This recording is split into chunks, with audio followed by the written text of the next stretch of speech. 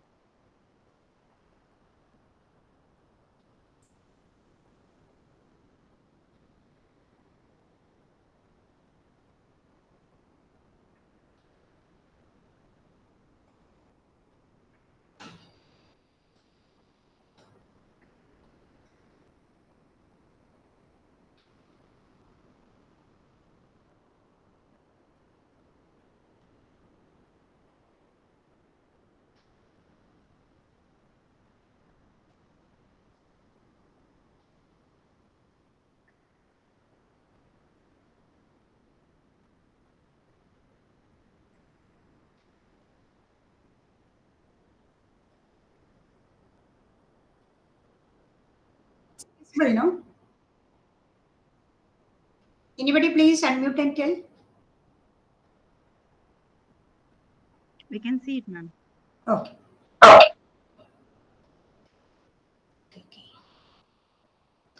So, do you remember what we are discussing in the last class?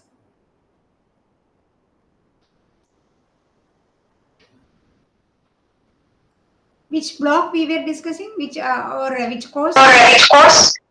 Block MAE 001 and 002. 001 and 001 and what happens? what happens to some Tokens, no? Is it okay now? Yeah, because both the persons were unmuted. That's why. Okay.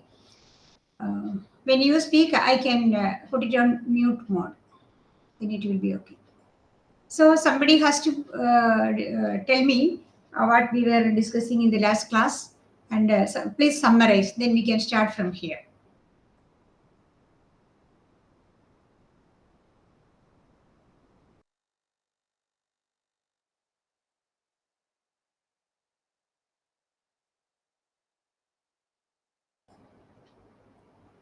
Please unmute yourself. Please tell me something what we were discussing in the last sessions.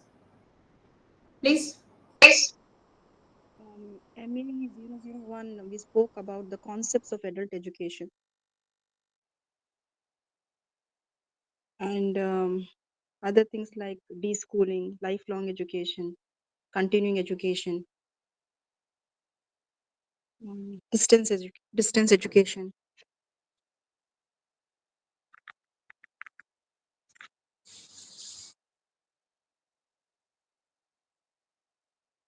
And we also spoke about the formal and non-formal education.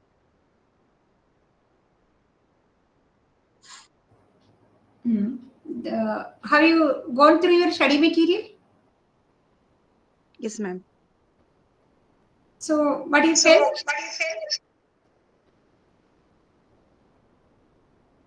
Sorry, ma'am. Have you seen? Please send when both of us are speaking in the same area. After that, you can unmute and respond to me. Okay. So the thing I was asking that in the first course, that is MAE 001, we were telling about. Madam was telling about formal, informal, etc. We're coming under this course, that is MAE 001, where we were discussing about understanding adult education. So the terminologies usually using under adult education program, we were discussing a lot. Means it was not a systematic presentation of the things, but means study material is also like that.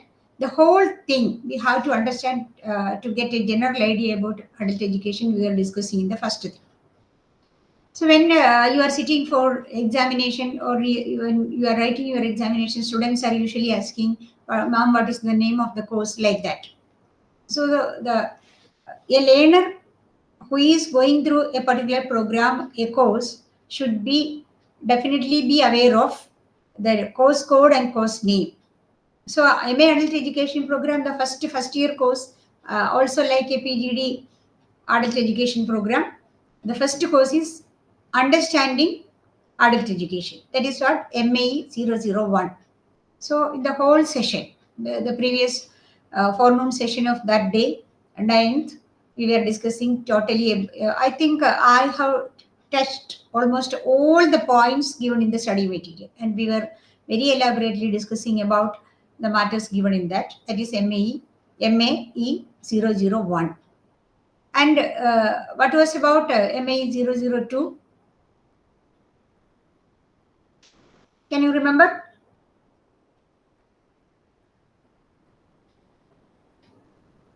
Please unmute and tell me, please.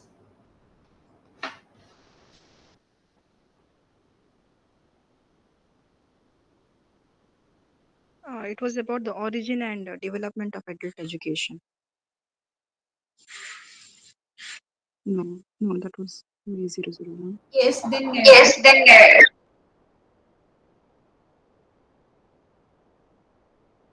in a detailed manner, can you please some more points? Origin and development of adult education, historical perspectives we were discussing on that, from where up to where we are telling, and what were the key points, something like that.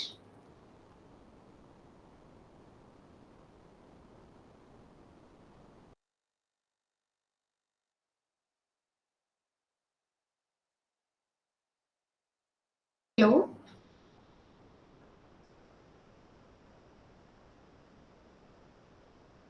Hello. You please open you your please open your video also, please open. Then we can see and.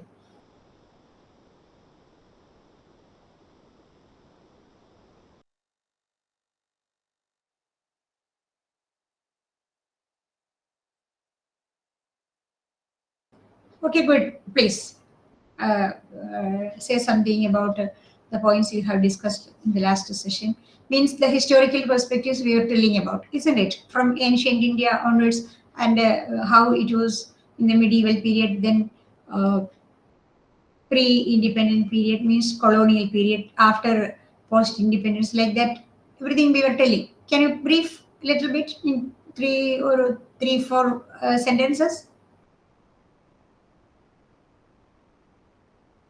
Unmute, please.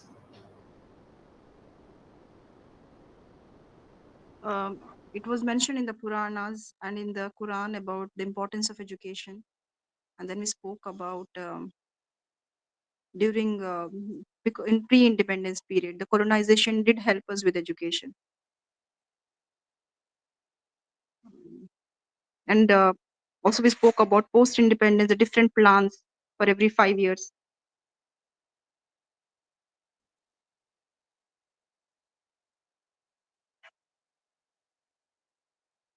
Okay, in each plan.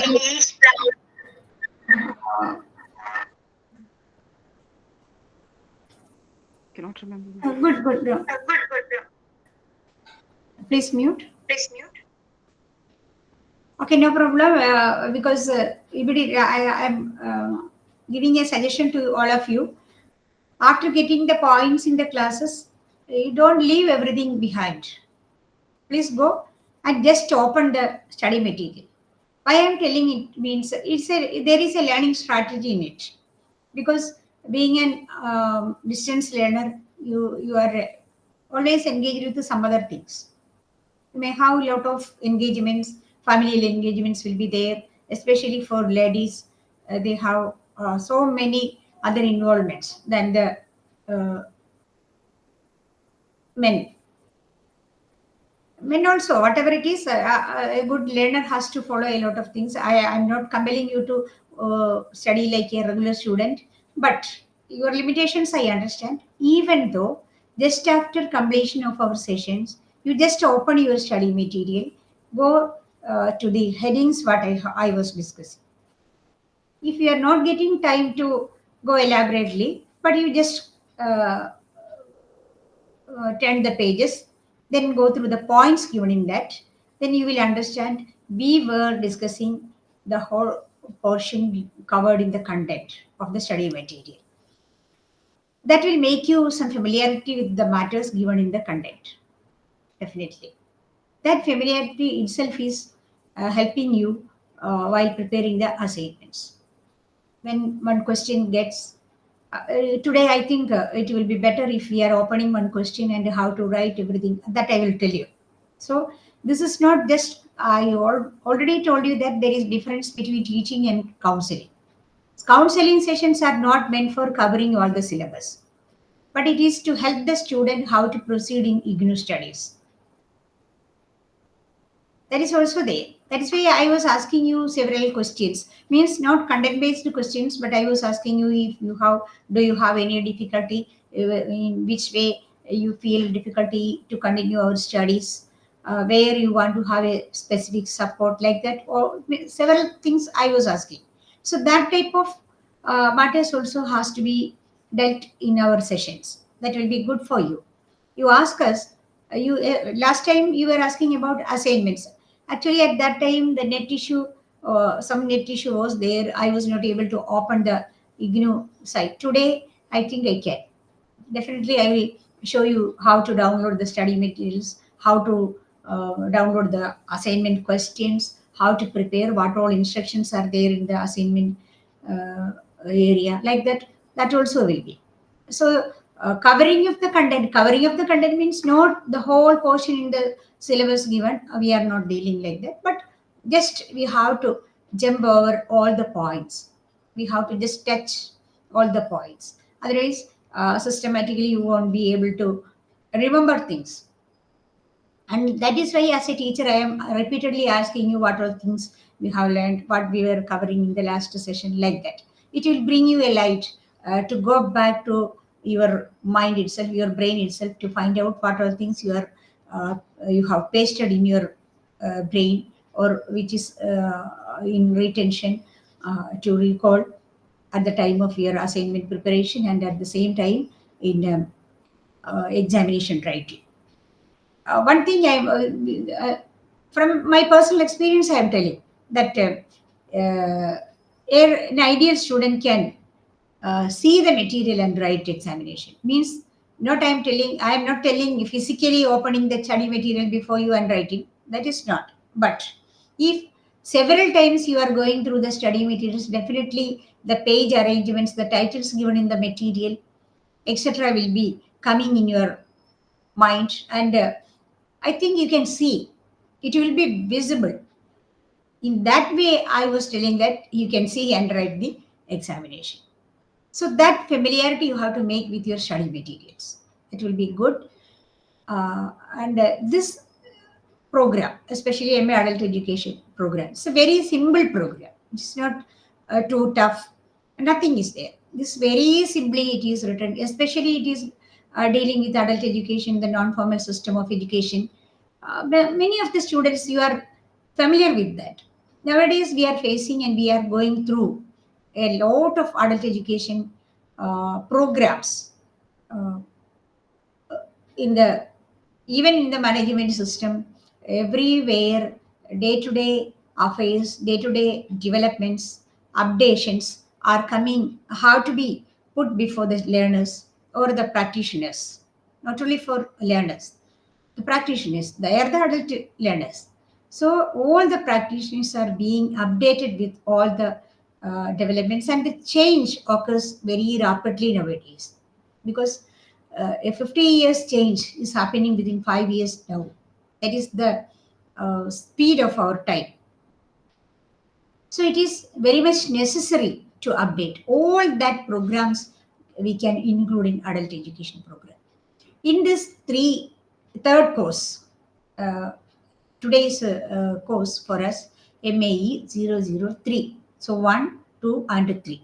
1 we already gone the whole terms, key terms used in adult education came was included in the first course content, that is 01, into so many uh, planning uh, points. Planning means planning aspects were discussed in the second course material. That was we were discussing in the afternoon session last day.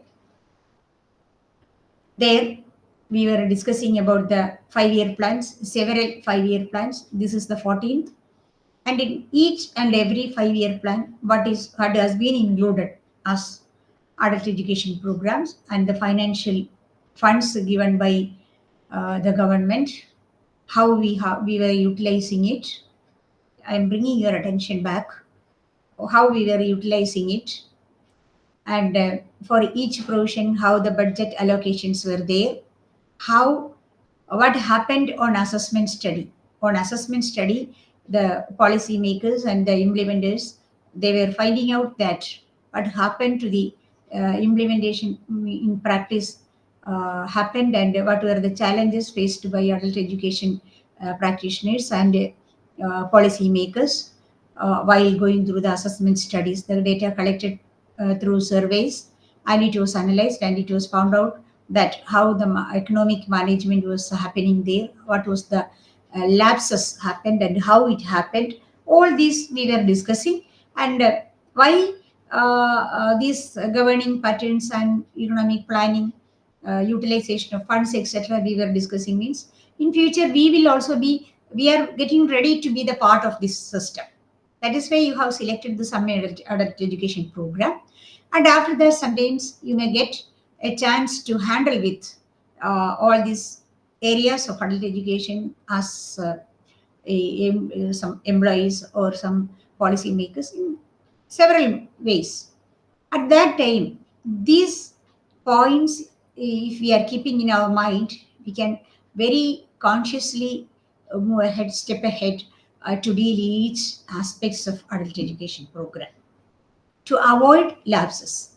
So, a learned person, that is what the aim of adult education. So, we are also going through adult education program, and especially the total program of course of study we are uh, taking as a responsibility as our own. And now, in continuation to all these points, the third course, MA 003 of your first year program. At the same time, it is the PGD adult education program, because you know that it's a modular program. After successful completion of PGDAE, you can move to MA education by doing the second year course only. That is also there. That is the IGNOS part, technical part I am telling. So if you feel that it is interested and it has to be continued to get the whole syllabus content area to be expert in that field, you can definitely go through the second year. If you are not a MA adult education student, you are, if you are a PGDAE student. That's the other thing. Then before starting this three, I will just go through. Let me check whether the assignment questions are available. Ma'am, is it possible to get the recorded session? Yes, sure. Yes, sure. Recorded sessions we are not giving We such. are not giving such. Please close it. Please close it. Yeah, because listening, it makes a huge difference for Hmm? me from studying point of view. Pardon me, I can't. Pardon me, I can. Um, Listening to the lecture actually makes a huge difference from study point of view.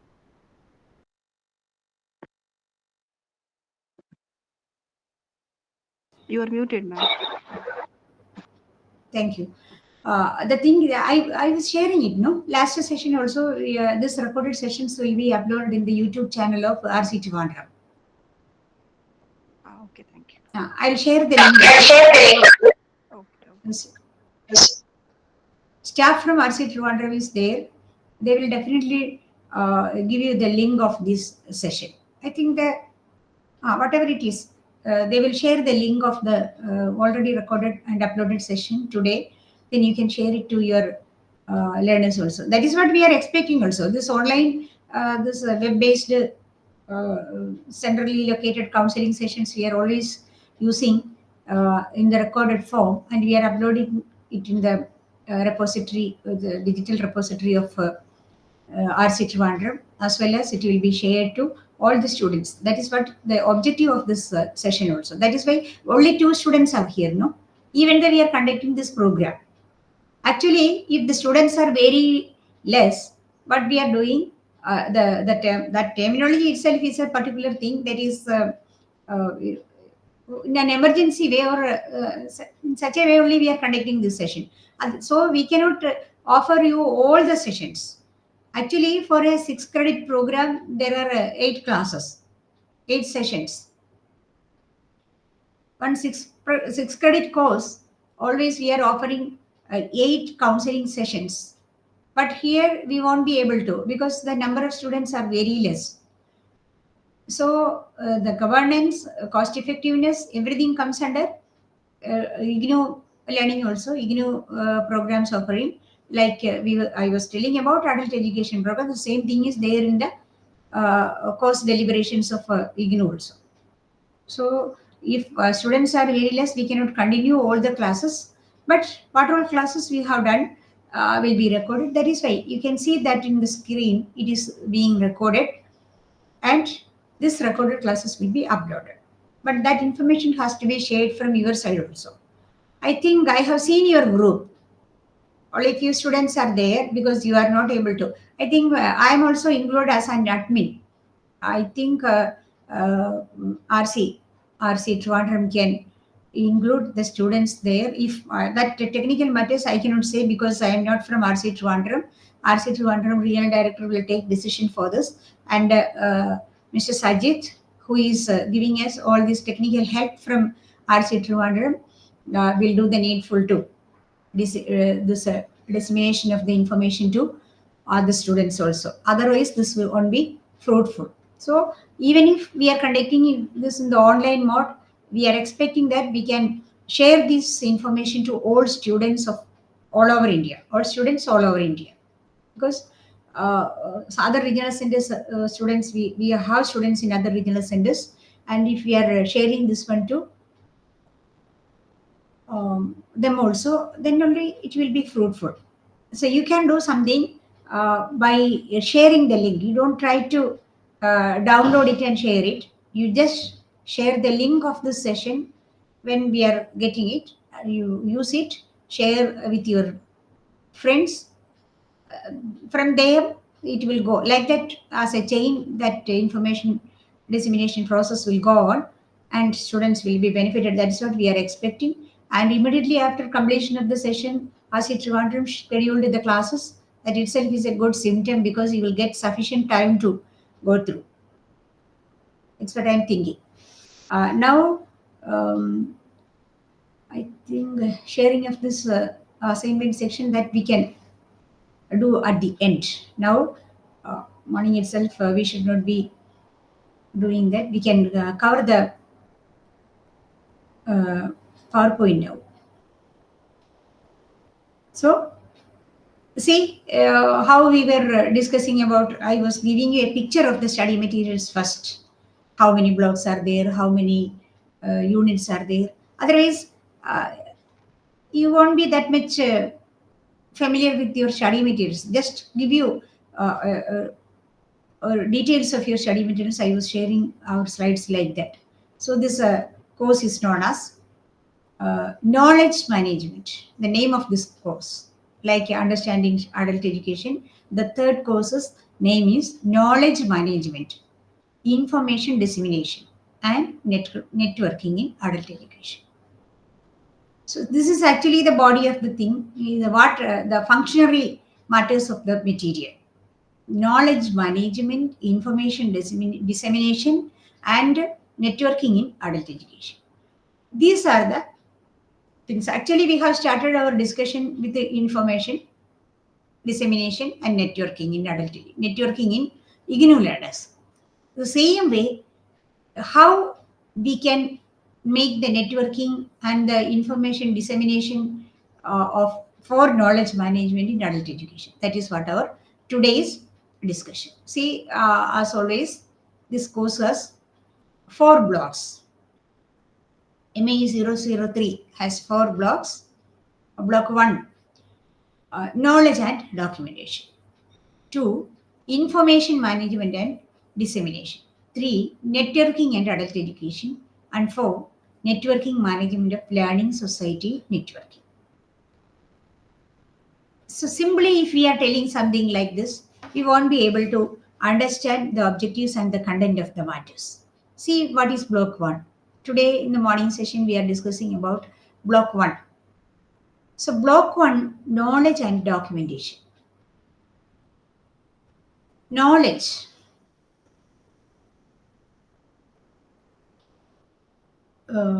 Once again, knowledge.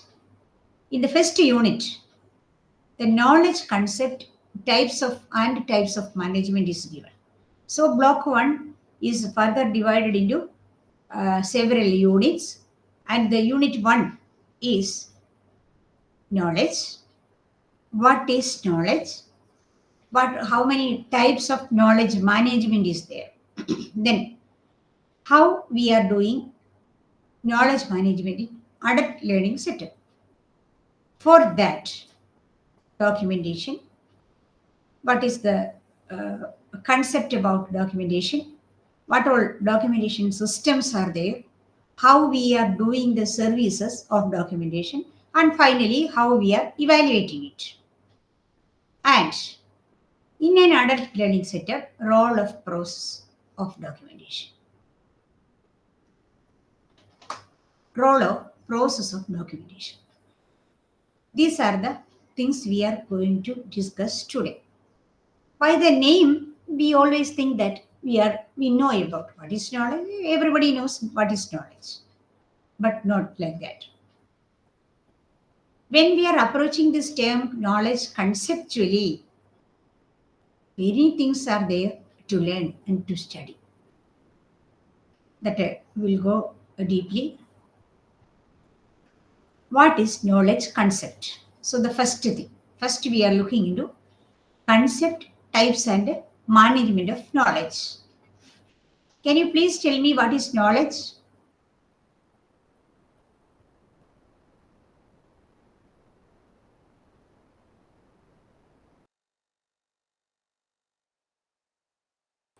Ma'am, it will be conceptual information about any topic.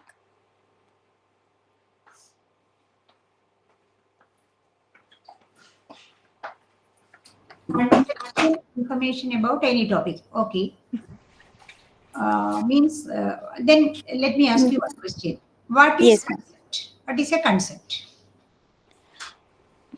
Ma'am, concept can be anything. Basically, a teacher give information and then the student will perceive it as a knowledge. It will depend on its student himself. Basically, what will be his or her previous understanding and life experience, then the knowledge will be conceived by the student. Beautifully explained. Because you have thorough knowledge about it. Are you an education student? Yes, ma'am. That is right. I got it. Because only an education background person can say like this. Because you are Thank in NCRT, you know. you. Ma'am, I am in SCRT. SCRT. SCRT Chandigarh. Ji, ma'am. Because your PhD is in education. Yes, ma'am. That is right. What about name? Ma'am, I am Dr. Deepika. That I know. Eh, I can see you. Your profile given to me. yes, ma'am. I am a Yeah. doctor, madam. Uh, uh, Actually, my field is trained towards the health section. Means a medical doctor. Yes. Okay, okay, okay. So, uh, uh, for the students, I am not only thinking of both of you, but I am thinking that the whole adult education learners are before me. In such a way, we have to handle the classes for their knowledge. Uh, Knowing that process itself is a very big process. If I am asking what is your name, you will tell Dr. Deepika Gupta name, Praveen, like that.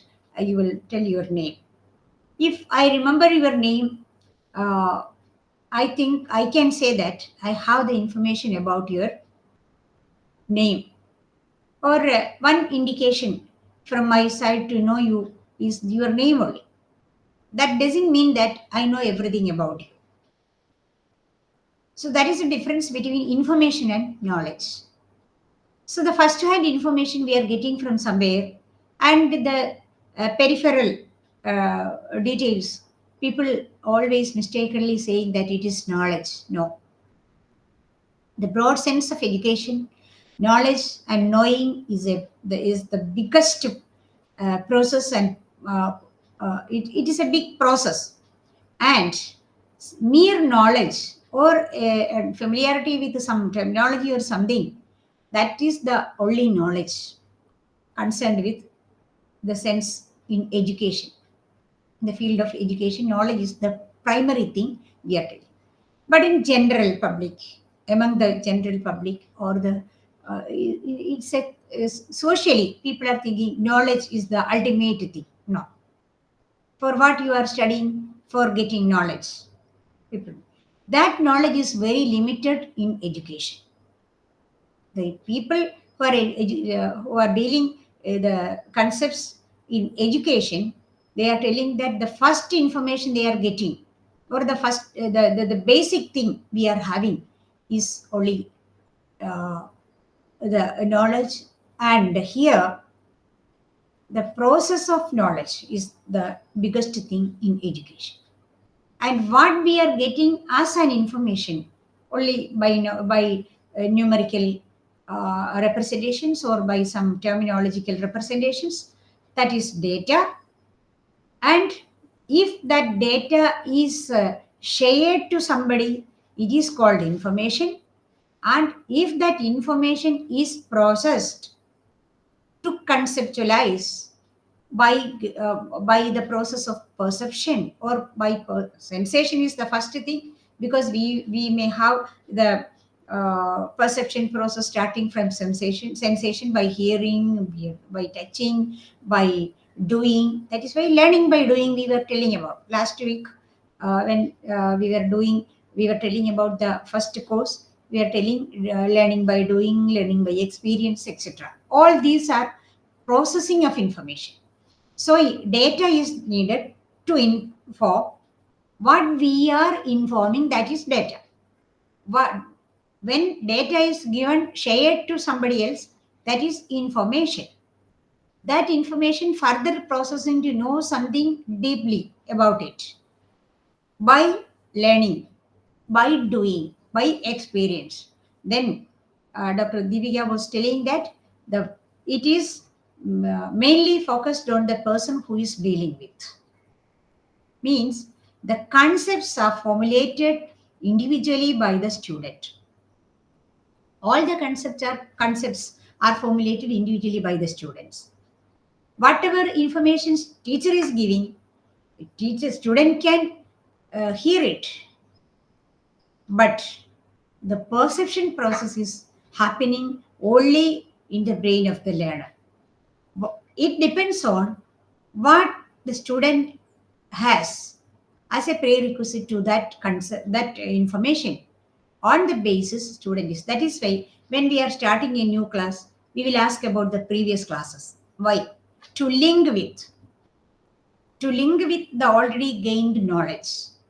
If we are connecting our present information with the already gained information, then only that link will form. That linkage is needed for retaining the concepts, for retaining the points what we have gained earlier.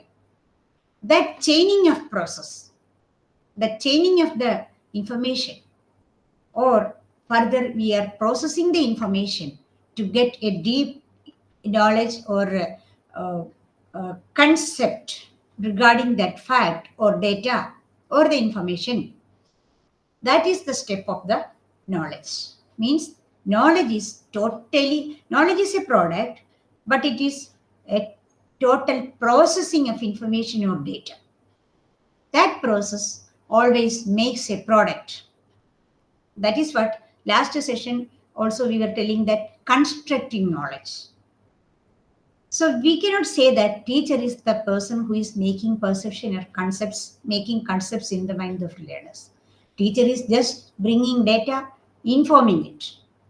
Student, he or she is processing it as per the level of their level means A lot of matters are there in that level. Their IQ level, their sociological backgrounds, their environment, their physical condition, the time at which the information processing is going on. So everything comes under the purview of this knowledge processing. That is what we call in a broad platform as information processing in education. When after processing the information, what is left as an outcome in the brain of the learner is that knowledge. That is knowledge. If this knowledge is utilized further in our life for solving a problem, to face a situation, to make adaptation with the environment, that ability for us is known as wisdom. Wisdom is something philosophical, and it is the ultimate state of knowledge. The ultimate state of knowledge is wisdom.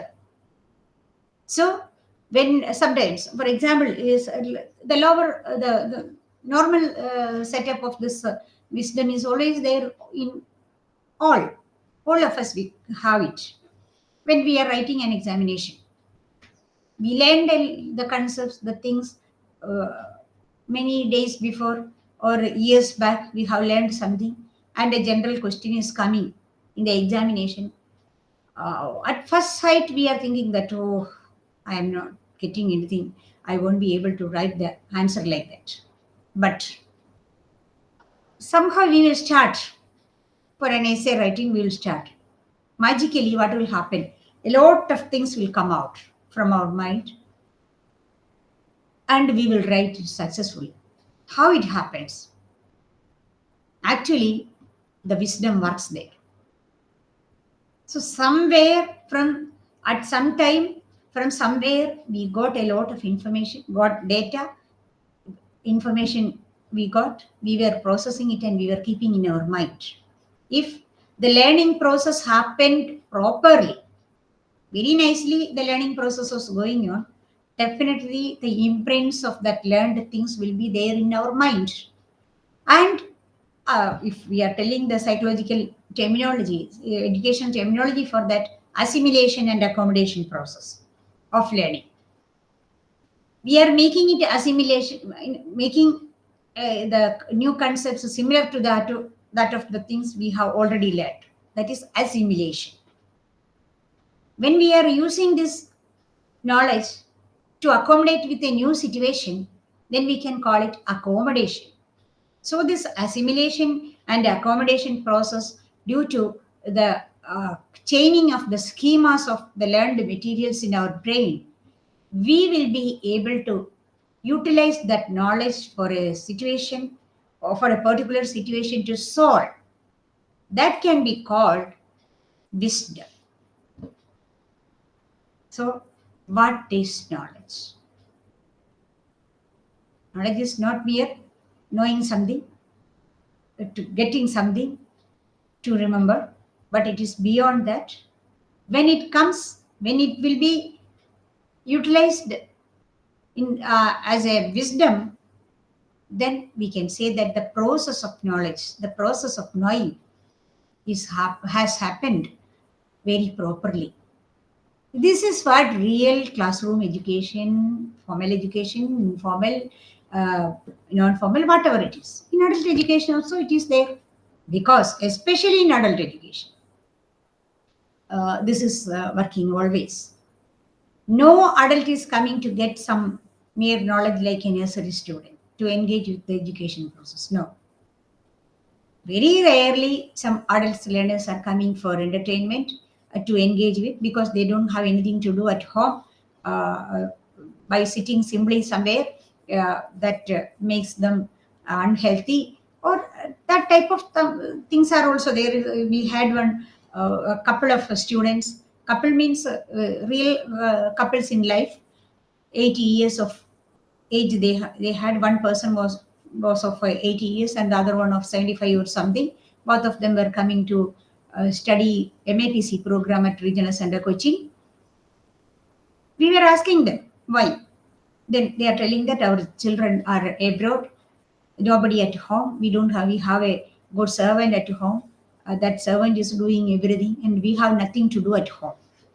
So if simply we are sitting at this age like this, definitely diseases will come, illness will come. So what they are doing, the learned people, retired people, both of them have decided to learn together.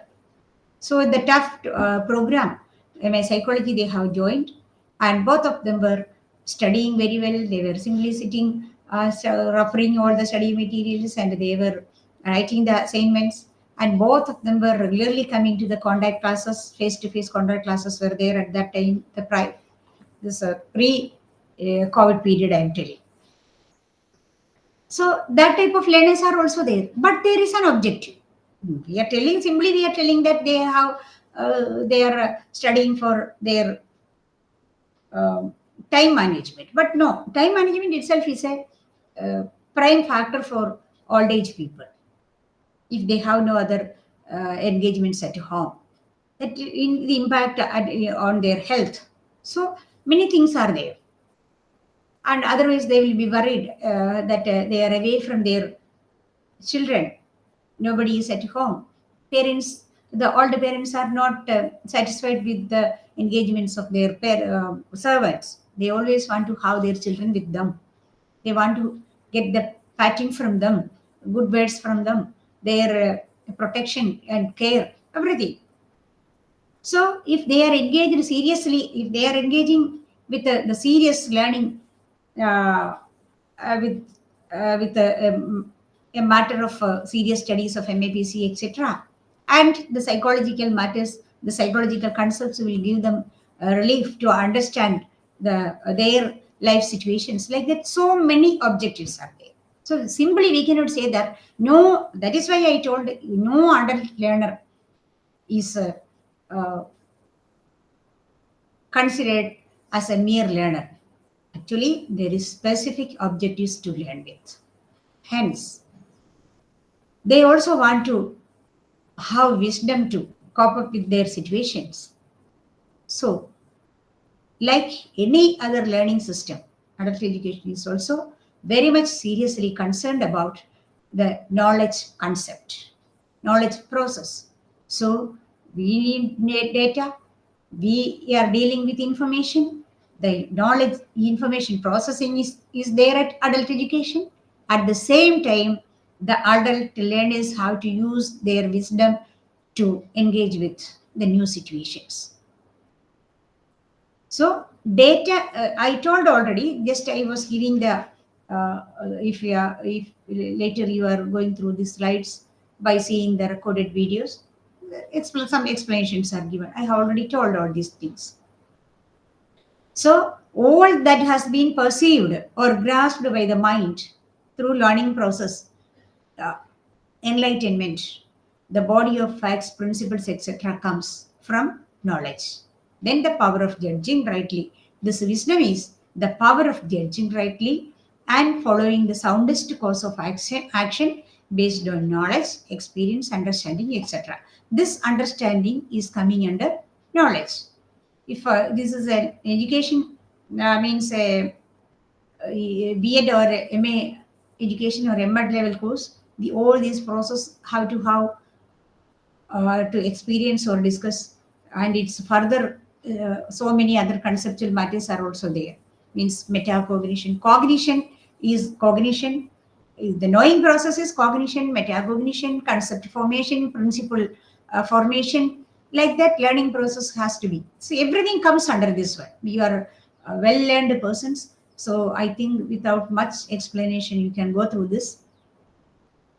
That is also there. Then, see, so what I was telling that, sorry for not giving you the view of this slide.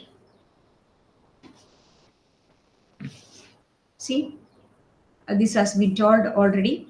Now, types of knowledge. So in the MAE 003, the first thing in the first unit is what is the concept of knowledge. All these matters, I have given everything in one slide. but pages of pages are there in the study material. These things. But summarily, briefly, I have given you the concept. You just go through that and learn more. Then types of knowledge. So many types of knowledge. We are generally telling always knowledge, wisdom, etc. But when we are going into a deep learning, something specifically, different types of knowledges are here. Here, only two types we are mentioning. One is tacit knowledge. Tacit knowledge means it is personally and usually resides at the subconscious state within the brain. Actually, simply we can say one sentence, but this is not a simple matter. It is a personal, this much thing you just see. It is personal and usually resides at the subconscious state within the brain. What does it mean? Anybody? Please. Doctor, can you, Dr. Naeem, you can very deliberately, means elaborately, you can say this connecting with your psychological learning, please. Maybe based on his experience. Yeah, definitely. Please. What you were telling, adding here, please.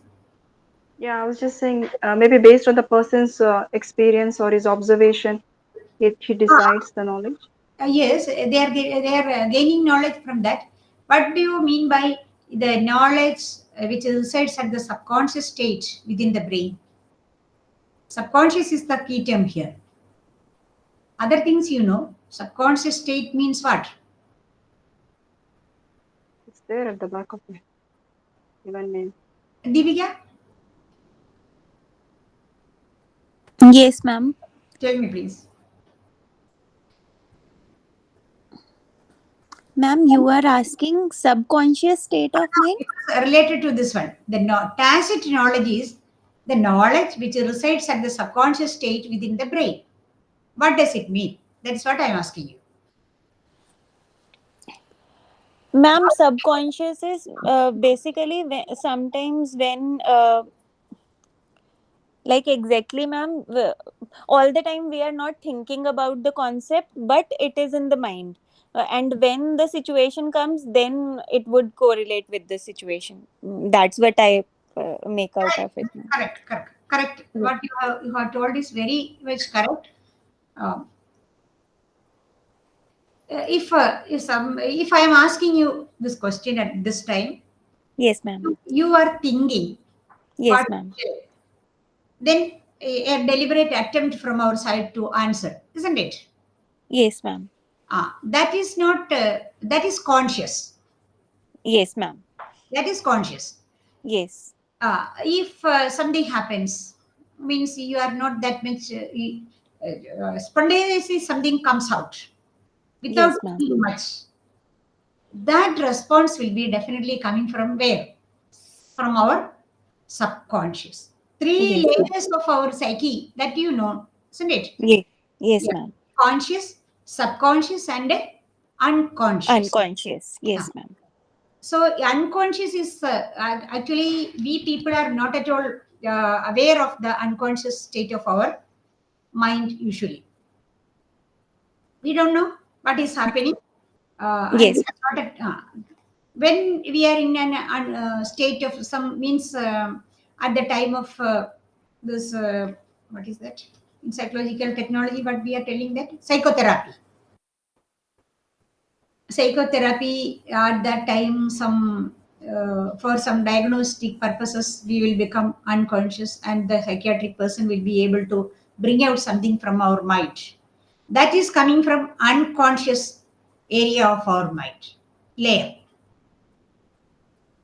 But in the partial conscious level, we are conscious to the outer world, but we are not deliberately telling something. Then the learned things, already gained knowledge, perceived things are somewhere, but it will come out incidentally. That type of knowledge is known as tacit knowledge. isn't it? That is tacit knowledge. Actually, it defies detection by observation. So, what is the knowledge of a person stated or resides at the subconscious can be identified by the observation of the people. If we are conducting an interview, that is a conscious effort.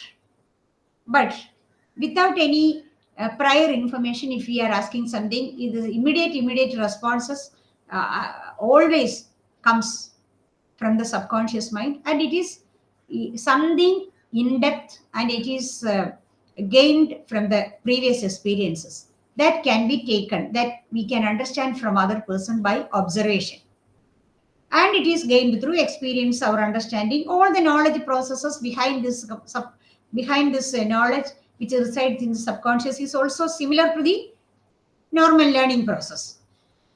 And beyond the classroom learning, the experiences we are getting from the outside world, our understanding, our insights, sound judgments, etc., are also there to make the tacit knowledge.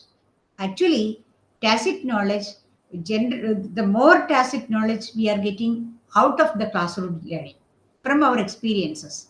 That is why our Upanishads and other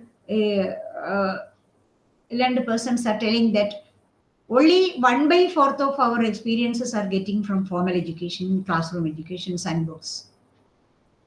All 1/4 from experiences, 1/4 from our teachers. Like that, we are classifying our knowledge processes, isn't it?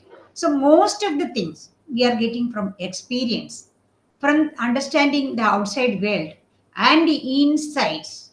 It is very important. We don't think that everybody has insight. A person, he is having an insightful knowledge and insightful approach for perception, is a very brilliant person, a genius person. We have that kind of, because if nobody is telling about something with the connection and the relation of the matters we have already learned and the evidences of the circumstances, immediately we will get some insight. That insight is also there always in knowledge process. So we don't think that we are getting knowledge from teachers only or from another person who is sharing with us. No, inside us, the process of knowing is going on. So we are observing, we are engaged with so many experiences, we are processing in our brain with uh, several steps of learning, and through which we are getting an insight, and we are judging something. Yes, we are assessing, we are coming to a decision. That is what judgment, and so on. All this type of knowledge we are preparing is known as tacit knowledge. In most cases, it is not recorded. Yes, nobody, only the person who possesses can know this. It is not a recorded thing. It is not available in open source. Tacit knowledge is not available in open sources. It is only in persons, in the form of insights, judgments, and our understanding, etc. It is not available in open source. In certain cases, it is difficult to express in words or by any other means. We have an idea. If we are asking something, we have all the concept, but we won't be able to express how. So all these peculiarities are there in tacit knowledge. Inexpressible tacit knowledge cannot be translated from one language to the other. That is the other uh, characteristic of tacit knowledge, because it has some limitations sometimes. It depends on the ability of the person who is having it. If you are asking questions in the classroom situations, some students are very expressive. They are able to communicate or disseminate the knowledge they have. Some people they know, but they are not able to tell. They know it. Some can write, some can verbal, some can express it in verbal communication, but they won't be able to write it systematically. Some cannot express it at verbally or in writing, both. So many things are there, but that knowledge is there inside. I think actually it is mainly. Do you know what is metacognitive aspects of knowledge? Meta means it's beyond the visible thing. That is meta. In our brain, a meta processing is going on while learning something. We are thinking something that is beyond the visibility of the person who is assessing them. Teacher cannot, others cannot, but the person only knows the thought process taken place in their brain. When teacher says something, one example teacher says, the student sometimes is thinking or connecting the same thing with his own experience. That is not visible to the peers or the teacher. The student only knows it. Have you learned? Have you seen this Tare Zameen Par film? Yes, ma'am. Yeah. There, the child is one of the best example of metacognition. Because every child, you, me, everybody has that. Whatever points we are getting from outside world, that is different. But that what the information getting from outside world will be processed or analyzed in another way in the brain of the student. And on the basis of that process, the student is answering, responding, and making perceptions uh, regarding that facts presented before them. That is why when we are asking a short answer or a set type question, students are subjectively answering. They, especially in psychological experiments, in Rorschach Inkblot test, like that sentence completion test, etc. We are giving in psychology classes. The given matter will be uh, visualized in several ways by the students, by the learners. On the basis of that their metacognition, they are framing the images of that. So if we are showing a complicated picture to them, everybody will be answering in different ways as per their perception, as per their metacognition. That part is always a secret area of knowledge, I think. Nobody can. But how we can understand their thought process by the outcome given by them. When we are asking something, so the questioning is not simply a mere process in education. It's a very serious process. It is a teacher should have a skill of questioning to identify what has been conceived, perceived in the mind of the student. So if we are asking the same question to all, never we will get that type of answers.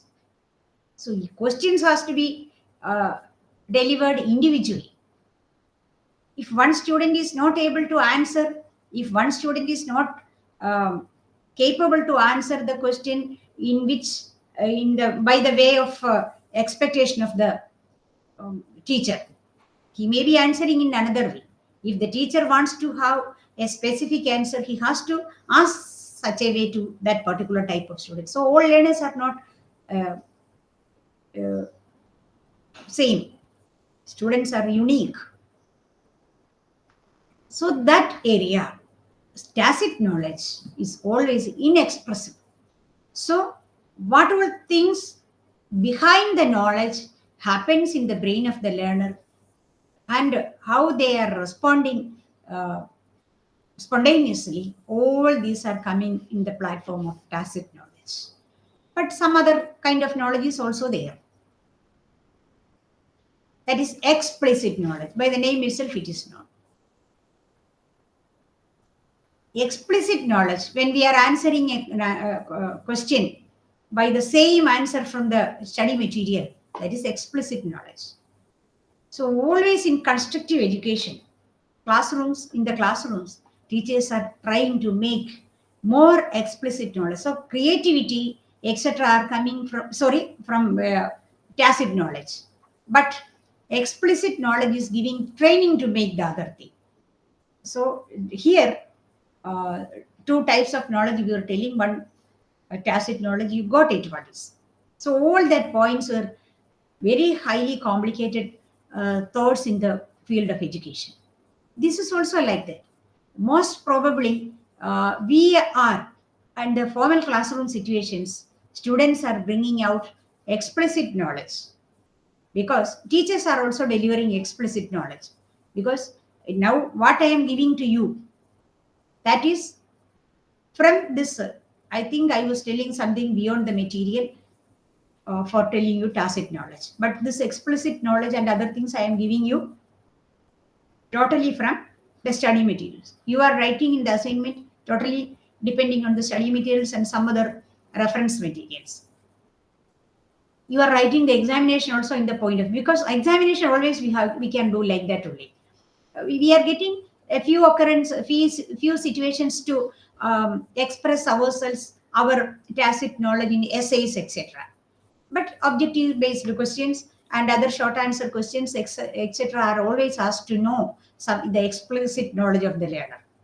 Means that what knowledge the student has gained from the material given, or the prescribed session of learning. So this may be defined as the knowledge that has been expressed and in the most cases recorded. The recording may be in print form, written form, pictorial form, tabular form, audio form, video form, or a digital form, or any other form. So somebody has prepared something, they are keeping it in the recorded form, we are getting it, we are expressing it, and that person prepared that knowledge and using and keeping somewhere as such. All these knowledges are explicit knowledge. Got it? So your material is an explicit knowledge platform. If we are seeing the television, if we are hearing radio, if what all matters recorded by somebody to see or to disseminate among others, all that things means all the documented knowledge. In one sentence, we can say that all the documented knowledge are known as explicit knowledge. All the not documented knowledge kept in the brain of the person, personally, individually, that is what tacit knowledge. So generally, we can classify knowledge into two: tacit knowledge and explicit knowledge. Explicit knowledge is actually our education field is communicated by explicit knowledge, but the outcome of the explicit knowledge is the tacit knowledge of the learners or the persons. You got it?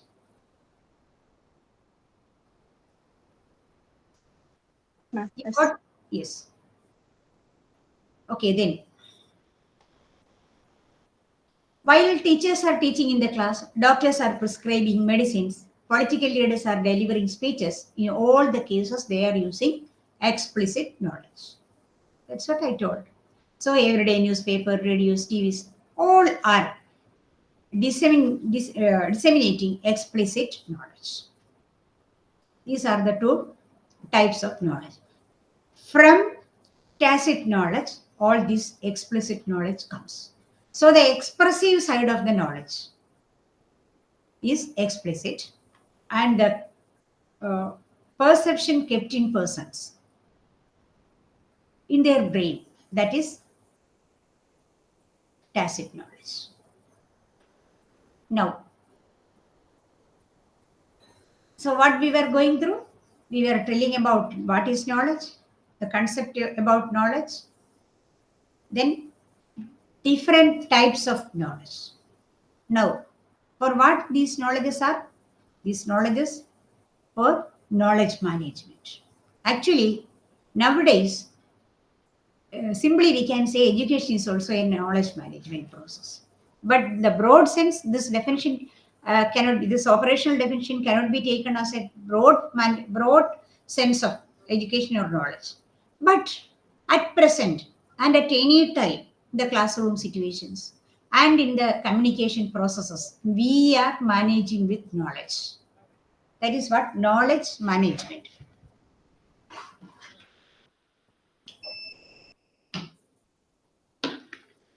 Knowledge management. What is knowledge management? Knowledge management is the management of knowledge from data. How to manage? So the whole world is a data bank, database. Everywhere knowledge is scattered in the form of data. How we have to manage with this scattered knowledge? The specifically this management knowledge or data management system we are telling about adult education scenario. How to manage this data?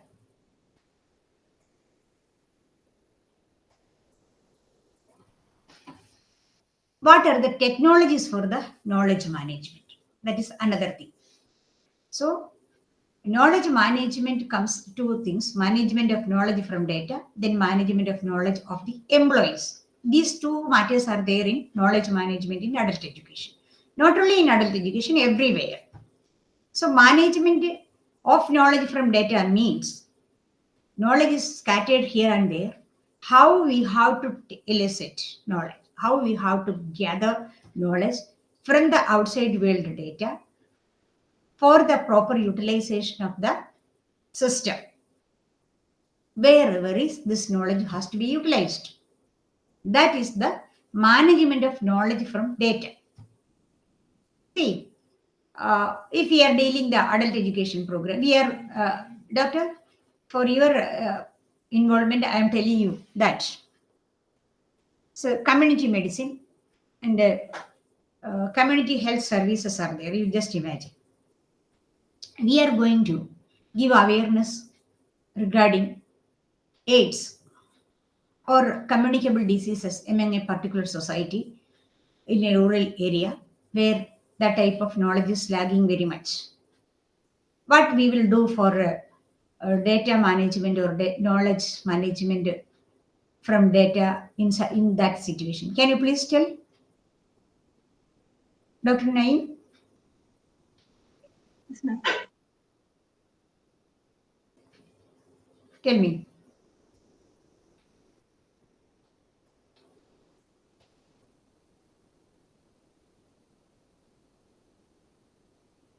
Collect the knowledge from all the recorded sources in the past experience.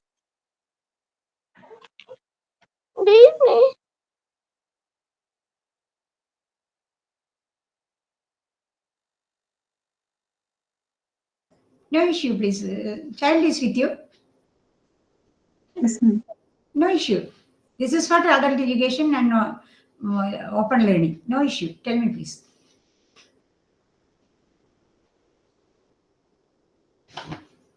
Here we can observe the characteristic of open learning counseling sessions. We cannot be that much formal. No issue.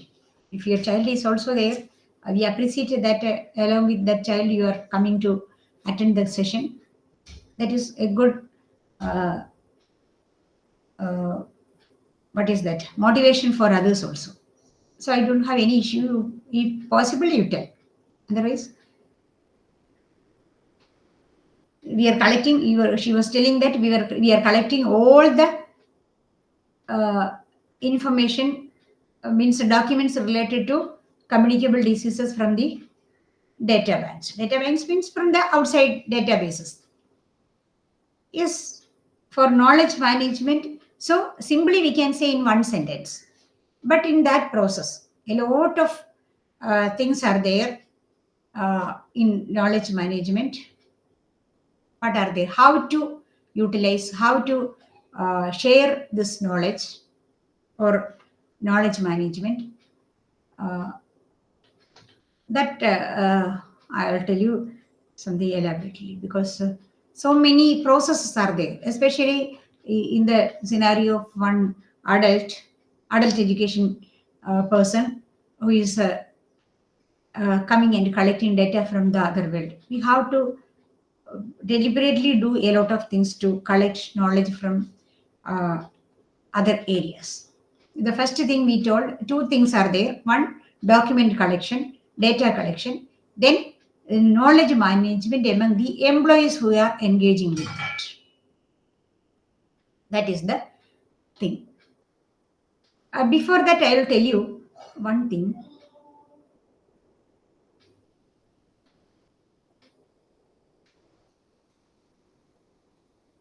These are the two things. One, management of knowledge from data means wherever the data is available or the needed data is available, collect it from there. Sometimes from digital repositories, other printed materials, books, the resource persons will be there. That is why we are finding out one resource person. For knowledge management, what we are doing, we are approaching some persons who are expert in that particular field, and we will collect some pamphlets, so many other matters related to that communicable disease, the causes of thing, how it spreads, and what are the preventive measures, what is the reason for, or what are the biological agents to make the communicable diseases, like that. The whole matters we will collect from the persons we will approach. This is the process of management of knowledge from data. Then, how management of knowledge of the employees can be utilized. That is also there. Then, technologies of management also we are using. While collecting the knowledge from the data, a lot of technical equipments, support we are getting it from. In the internet we are using, World Wide Web, high bandwidth communication technology, TCP IP communication protocol, digital networks like ISDN, DSL, multimedia markup languages like HTML and XML. All these are, the persons who are now utilizing the internet and other ICT facilities. They are familiar with all these things. The form of data is these things, and the unimaginable dimensions in knowledge management have been added in XML versions, etc. So we should be familiar. The person who is related to collect the data should be familiar with all these technological data collection devices. Has to be given, and they should be trained like that. Then we can collect the data, and at the same time, the employee data, I was telling that the people who are engaged with that process. We were telling about the health campaign or one adult education program on communicable diseases. The persons who are dealing with that has to be also the management of the knowledge of the employees. Doctor's role is one, the one nurses this one, and some other persons who are dealing how to eradicate this thing, and the several participation is there, means the several steps of participation from the people who are engaged with. Their knowledge we have to take. So who is eligible to manage with this data, what the other person is doing with this data, like that one classification we should have. So the resource persons or the handling persons are are decided on the basis of their knowledge management, ability of knowledge management. That way we are using it. Then again we were telling about the technologies. So at the same time, the people who are engaged with that particular education program should be able to know about all these matters. So if something is collected from internet, and their legal things, intellectual property rights, whether it can be downloaded and used, freely used or licensed, that way many things are there. All this technology knowledge management is also needed. Then for knowledge management, some prerequisites are also there. What are the points as prerequisites for knowledge management? One, sharing of expertise. Sharing of, what is the prerequisite means? Sharing of expertise. One organization which is sharing knowledge to us. That organization, each person has some expertise. That's what I was telling. If we are arranging a program, the people who are participating in that program should be able to handle their own field area of expertise. If one library is a big management knowledge management system in adult education. or especially non-formal education. Everywhere it is needed, not only in non-formal education, in all education process. Library is a big repository and knowledge system.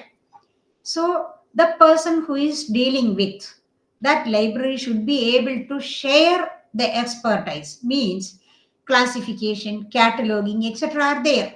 If somebody is coming to take a book, that person who is dealing with the library should be able to help them by giving information where it is kept, or whether the book is available or it has gone for somebody's reference. So all these matters have to be prepared, and the expert who is dealing with that field should be able to share the knowledge. Don't say, I don't know. The system's success is always there. Whatever information, if one office is there, if somebody is coming from outside and asking something, the person who is sitting in the first section is telling that I don't know about it. That itself is a failure of that system. That is why in a front office of an office, we are engaging people who knows everything about that system. That person who is sitting at the front office should be able to know about the whole section's knowledge, wherever the other persons are sitting. Where is the top of the institution sitting? Where the next officer, next, and from where they are getting the knowledge gained through computer section, from where they are getting, they have to approach to get a particular technical resolution. Like that, the person who is sitting in the front office should be able to guide the people who are coming from outside in the proper manner. If it is not there, the system is totally a failure. So when we are approaching an office, from the first step itself, we can understand that whether the system is going well or not. So sharing of our expertise has to be ensured, means each person who is uh, responsible for sharing that knowledge has to be an expert in that. That is the first point. That the second one is knowledge mapping, that I have already told you. Knowledge mapping. What is knowledge mapping? Knowledge mapping is knowledge. Every individual possesses a knowledge, and we should not think that. From the same example, I will tell you. If we are approaching a person, that person is telling one information. If you are asking the same question to another person, that person is telling a different information. How it will be? That will be difficult for us. That point itself we will be confused. So knowledge mapping is, we never allow such kind of one situation. If that is why we are labeling the person's position, name, etc. That person is the first person to give information regarding the question. And if that person is not knowing, he should give information to visit the other person. If the person is not known about it, don't say, I don't know, but the person has to manage the person who came for information to get the proper knowledge from the other source. Hence, we have to manage the people by mapping the knowledge, means from where this information has to be given, and there the concerned person has to be placed. Whether the next person is able to deal the assigned thing, like that, each and every person has to be assigned with proper knowledge, and at the same time they are able to deal with their knowledge, and at the same time, they have to deal or suggest to the person who is approaching for getting proper knowledge from the other persons. So that way, the place has to be mapped with knowledge. So everybody's knowledge, what is their capacity? As per the person has to be arranged.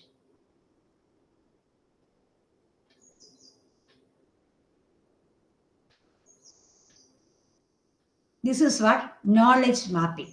So in an office, human resource management people or the higher official is always be able to list the people as per their expertise in knowledge, and at the same time that has to be labeled somewhere, and that labeled person should be able to impart that knowledge assigned to him, expecting him, and that person has to be handed over that should be able to hand over the expertise or the system to another person who is properly allotted, properly assigned for giving the second phase of the information, like that. So this is what we are always using in the office system. So every knowledge processing area, whether it is a university, whether it is a hospital, whether it is an adult education program, whatever it is, everywhere in the society, knowledge system has to be prepared or mapped like this. So knowledge mapping, this is what knowledge mapping means. A piece of knowledge has to be handled, how to assign with the concerned person of expertise, and that area has to be labeled with the same person, and that person should handle that knowledge properly. If one person is sitting and he handling everything, it's not possible. It is not a proper system of knowledge dissemination. That is what. Knowledge workers, that is another prerequisite. So before sharing knowledge or knowledge management, many things has to be done. That is first, the first one is sharing of expertise on the basis of knowledge mapping, and the knowledge workers, that is the third prerequisite. Knowledge workers means a knowledge worker is a member of an organization who uses knowledge to be a more productive work. The person who is becoming the part of that knowledge system, that organization, and his knowledge imparting process should facilitate that office for more effective processing, effective working. That is knowledge worker. Otherwise, that worker is not a knowledge worker. So these workers use always varieties of knowledge in the performance of their regular business activities, regular practices. You understand? So the sharing of expertise, that expertise should be mapped well, and that has to be shared for the productive purposes of the system. If one person is simply sitting and he is telling that I don't know anything, you go approach somebody else, you will get knowledge. That person has to be removed from that system. That person is not a knowledge worker. If a person is called knowledge worker, means the person who is sitting in the system has to have that part of working effectively, or he should be a productive worker. If that worker is not productive, the system will be collapsed. So productive worker, that is knowledge worker. Productive worker is in this sense we are using as knowledge worker. Then value creation. What is the value creation in knowledge sharing? So one of the most desired goal of knowledge management is the value creation within the organization. We were telling that if the person who is sitting to do some work is not sharing that knowledge to the people who are approaching, then the value will be deteriorated. Definitely. So the ethics of the system or the value of the organization is not economic value only, but ethical values. Philanthropic organizations, the government bodies, here there is not, we are not only focusing on the revenue generates and the expenditure part, etc. That is not the success of the, that is not only the success of the system, that is only one system, but the working culture, the ethics behind each worker, etc., are always producing a value system there for the success of the system. So, effective decision making, effective communication of knowledge, effective dissemination of knowledge, effective sharing of knowledge, everything is needed in a system. So, knowledge is not simply something, some information. This is a very big concern in any system. Then, so these are the prerequisites for knowledge management. Proper knowledge management, expertise sharing, knowledge mapping, knowledge workers, and value or creation has to be there. You just think about your system, your office, how this is going on. You can apply all these points in your system. If the hospital is there, there is a reception desk. Students, people are coming for registration. Their new registrations are there. Previous registrations renewal will be there. If people are coming and asking something, whether this doctor is available, the person who is sitting at the reception is telling that I don't know whether this doctor is available today. Then what will be the system? How the patient knows that he is able to, he will get the opportunity to meet the doctor? Immediately that information has to be disseminated. And never we should tell negative things to the people. The right person should be there. So, in a knowledge management system, every system is knowledge management system related to that system. Knowledge may be different, but the knowledge management system is there. So, I think this is a general, this paper has to be included in almost all the courses. That's what I'm thinking now. So this knowledge management is a very big, essential, basic component of the functioning of any office, any institution. That way you have to think. After studying this, because you are going to manage people from adult education, means they are not organized people. They are not coming from well-organized system. Scattered people here and there with no uniformity in their objective, with no uniformity in their basic qualification, their thoughts, their lifestyle, everything is different. So they are from, I think, what to tell.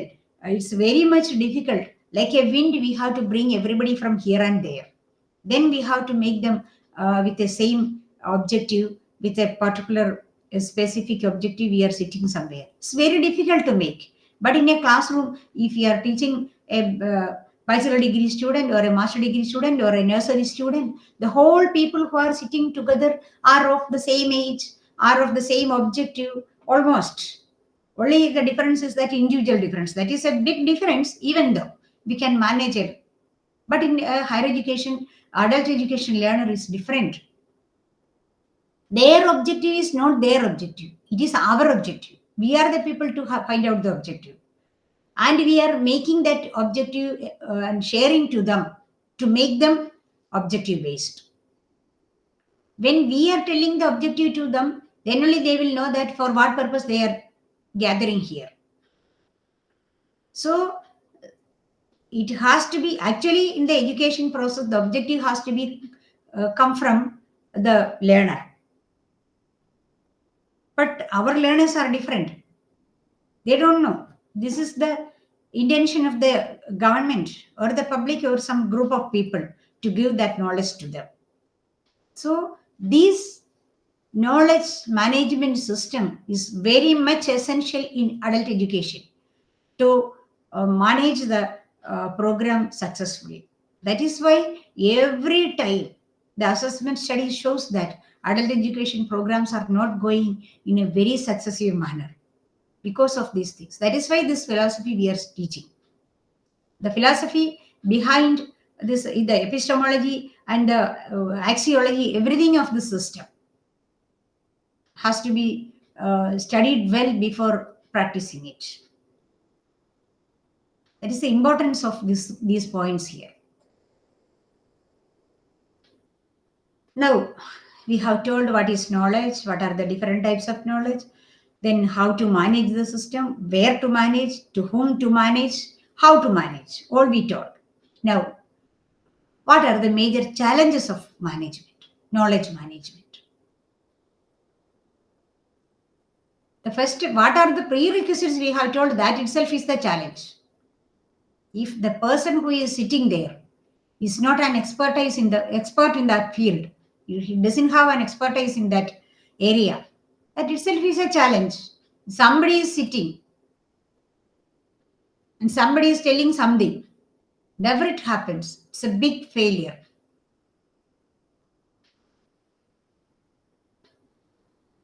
So, lack of sharing expertise. That itself is the biggest challenge. Always in our offices, people are experiencing this one. Somebody is coming from the first person itself, if he is getting the correct information. It's very rare, rarely happen, especially in government offices.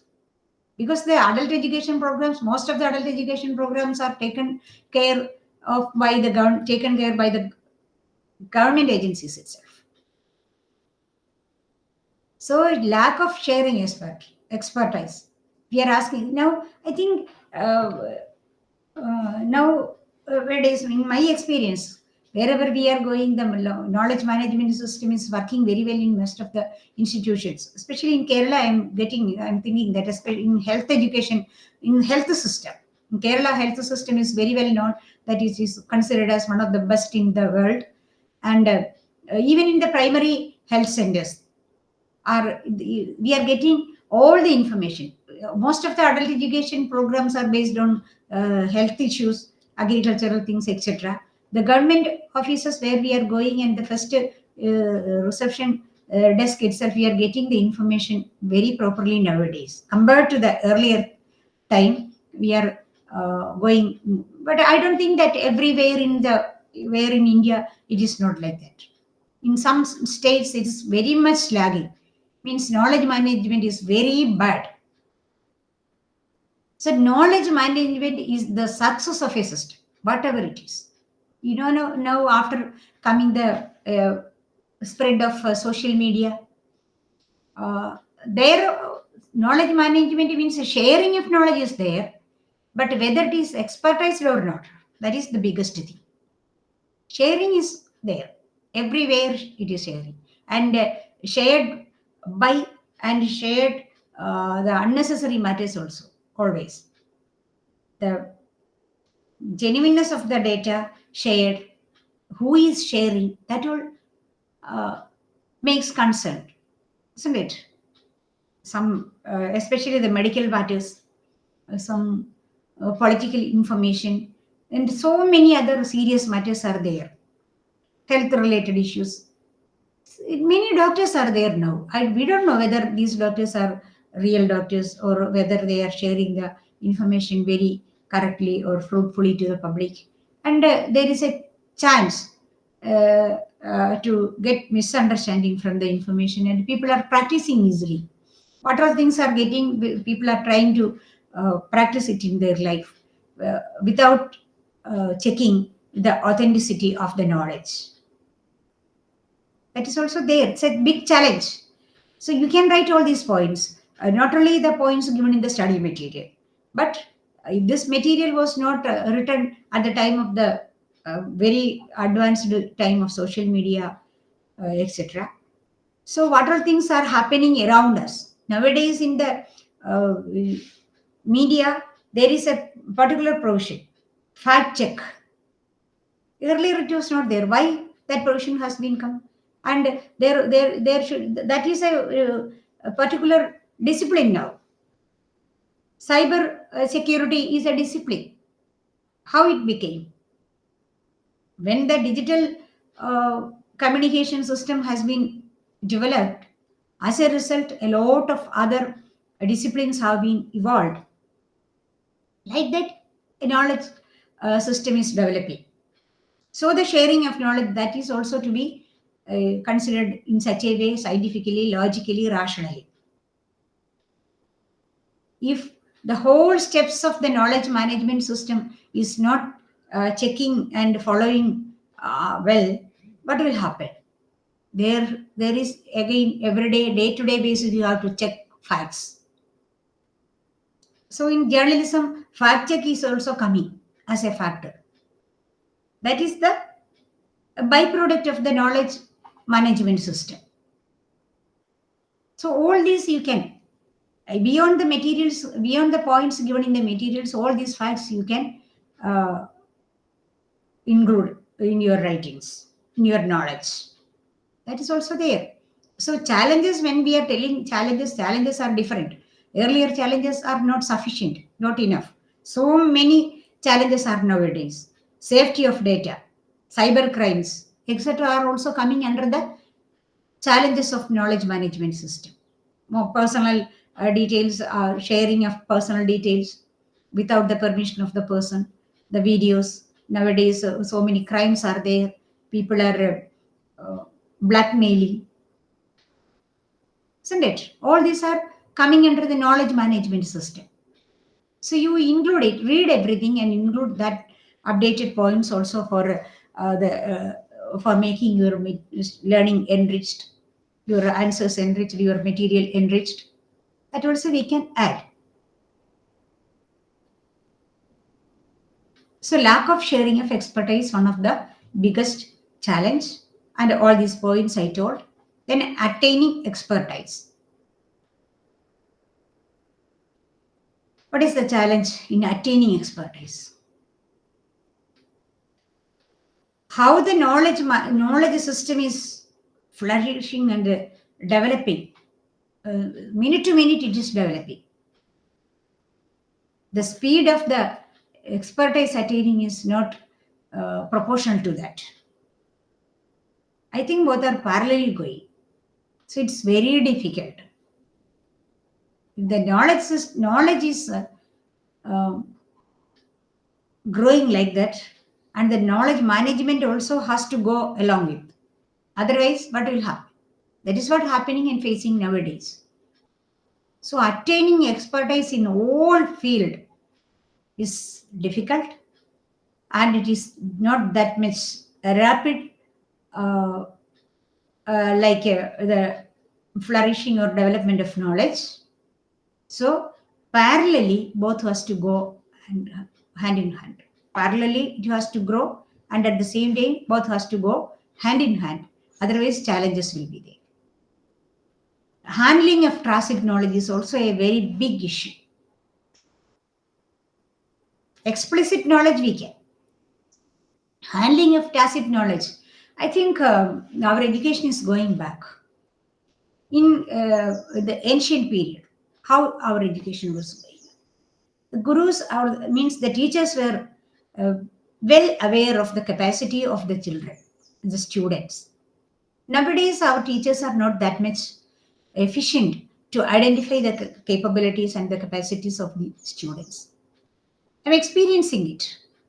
That is why the students are misguided, mischannelized. If a person, what is the innate capability, innate capacity of a learner has to be identified by the education system or the teachers who are dealing with them. And they have to be guided like that. It is career guidance. But the education processes are going on based on the interest of the parents, society, or some, not based on the interest of the child. Child-centered education is there, but we are telling, but really, what is happening really? Whether it is happening really? For that, what is needed? Handling of proper handling of the tacit knowledge is needed. Actually, the capacity of a child is identified from the observations of their tacit knowledge. This tacit knowledge is coming out, whether there is ways or mechanisms. Yes, of course, we have co-curricular activities. We have so many continuous evaluation, continuous and this internal assessment mechanisms are there. Formative evaluation instead of summative evaluation. Continuous and comprehensive evaluation is there. CE. Why the CE, continuous evaluation system, formative evaluation system? To know the student at every moment of his learning process, not only with the term and examinations, final examinations of yearly examinations won't tell what the student is. Only the expert students who can remember everything, who have the language ability to express everything, can only write very well in the summative examinations. Earlier system was like that, but now the systems has changed. We are identifying all the capacities of the students moment by moment, whether they are able to handle the co-curricular activities than the curricular activities. That is why we are using the terminology co-curricular. Earlier it was told as extracurricular. No activity is extra. All activities are co. Because from the general intelligence, we have moved out to multiple intelligence, and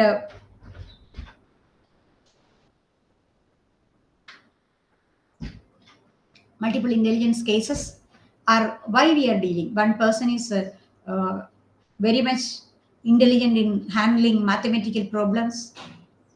We don't think that that is the person who is handling mathematics only is the brilliant person. No.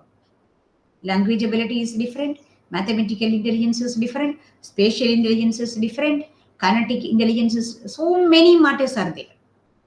Their kinesthetic abilities are also used, means sports, games, etc., how they are performing. That is also the symptom of, and the indexes we are using to identify the intelligence of the people. So nowadays we are not focusing on general intelligence only. Emotional intelligence is a very big factor in education. It's a psychological, it is the index of the psychological well-being of the student. That is the symptom of, if a person is emotionally intelligent, that person will be able to cope up with the need of the society, and their social development will be as such. So mental development, social development, motor development, emotional development, everything is different, not only a general development criteria. Why? Each and every moment we are assessing the students. That gives us a light to observe the tacit knowledge of the student. But if we are not doing it properly, for example, there is a book to write the creativity of the students. It means the student can perform the creativity of his creativity through some of the activities given in the classrooms, and the teacher is continuously going on. Once in a while, if the student is copying everything from his friend's book and bringing it out, how the tacit knowledge of that person can be assessed? It's a very big task for the teacher to handle every student individually. But our education system is insisting to do individual education. That is what child-centered education. So, handling of tacit knowledge in a metacognitive aspect, identifying children like that, and leading them, handling them, suggesting them, guiding them in such a way to uh, nourish them, to bring out the best from them, is different. It's difficult. It is different in different institutions. We are not thinking that 100% fruitfully this type of knowledge management is happening at schools itself. Then what about the outside world adult education system? So this is a very big challenge, and legal issues in that is what I was telling about. The legal matters of the knowledge system, knowledge management system. It's a crucial thing. It is. Nowadays, we are facing a lot of matters. So this legal thing you have to focus on very much. Legal issues means it relates to the intellectual property right. Because earlier we were telling that students were thinking, discussing, and it's a cooperative learning facilities they were utilizing to do the group works, etc.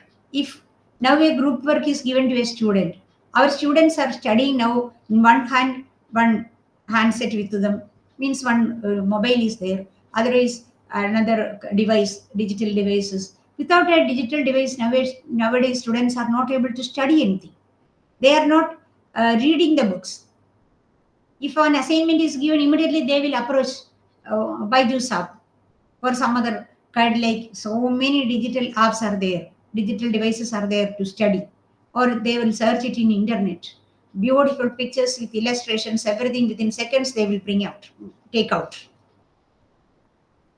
Whether though the teachers and other functionaries of the institutions are checking the intellectual property right, whether it is the copyright of the material students brought, there is plagiarism, softwares, etc. How many are using it? How our students are preparing research studies, assessment studies? If a big major issue of an adult education system or a communal system is taking into consideration for a research purpose or assessment purpose, how the data is being collected, how it is being analyzed, whether it is copied from somewhere or whether the correct proper study has been conducted, whether it is reported in a fruitful manner, in a genuine manner. Who is checking it? Checking, it is checked, but whether it is uh, checked in a wide manner everywhere, no. So, from where knowledge is taken, whether the knowledge transacted is proper, authentic, will it harm the society or the people who are shared with it? Like that, so many things are there. Whether it is allowed to take and disseminate among the students, that are there. So the legal justifications and the convincing the organizations, its fruitfulness, its objective, so many things are there. These are the legal issues. So IPR issue solutions, copyright solutions, etc., are has to be considered in this area. These are the main concerns we are finding out as challenges in this field. And while doing all these things, we have to have an observation this on this one, major challenges of knowledge management. So what are the major challenges we have told? Lack of sharing expertise. Means properly, if we are not sharing the expertise, sharing the information with expertise. So many examples we can give. Attaining expert, how you information in service training we can give. All the management system, all the learning management system or the knowledge management system has to have the experience of giving in service training or updation of knowledge, updation of proper management. The management system will also change according to this time. So that way of presentations means a digital management system. Now we are giving ICT orientations to many people because people are not well aware how to utilize this digital repositories. So everybody has to, even a shopkeeper has to get the information, get training properly. Otherwise, he will misuse it. This is the need of the hour in the knowledge management and the challenges in the knowledge management. This, hello.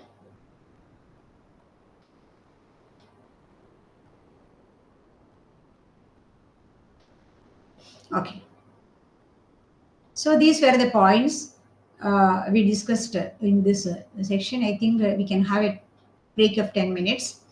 After that, we will come. So before that, let me ask you once again, if you have any agenda with you to discuss beyond the study materials as a learner. I was always telling you that I